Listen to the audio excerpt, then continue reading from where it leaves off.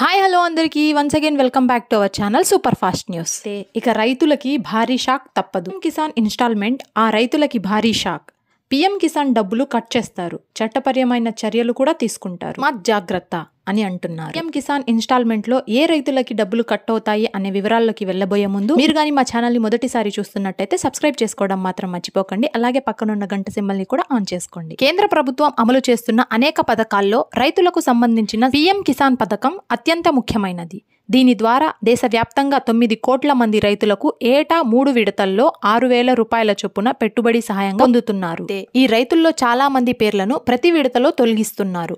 అలాగే కొత్త వారి పేర్లను కూడా చేర్చుతున్నారు.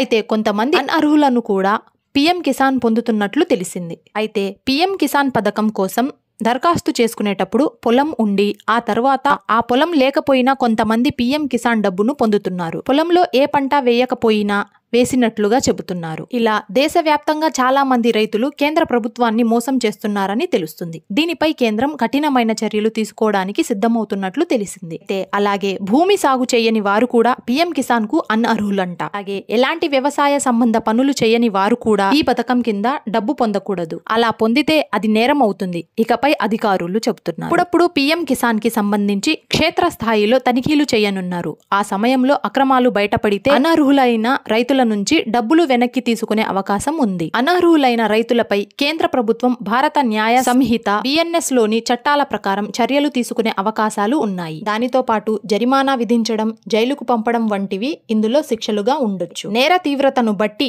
ఈ చర్యలుంటాయని చెబుతున్నారు. అలాగే తప్పుడు పత్రాలతో అర్హత పొందిన వారికి కూడా చర్యలుంటాయని చెప్తున్నారు. అయితే ఇకపై ఇలాంటి మోసాలకు పాల్పడిన రైతులను కేంద్ర ప్రభుత్వం బ్లాక్ లిస్ట్ లో పెట్టే అవకాశం ఉందని చెప్తున్నారు. అలా చేస్తే రైతులకు ఇతర పథకాలు కూడా తొలగించే అవకాశాలు ఉంటాయి. భవిష్యత్తులో కూడా కొన్ని పథకాలు రాకుండా చేసే ఛాన్స్ ఉందని చెప్తున్నారు. మీరు అర్హులా కాదా అనేది అయితే రైతులు ఈ పథకానికి తాము అర్హులము కాదు అని అనిపిస్తే పీఎం కిసాన్ అధికారిక వెబ్సైట్ లోకి వెళ్లి అర్హుల జాబితాలో నుంచి తమ పేర్లను తొలగించుకోవచ్చు.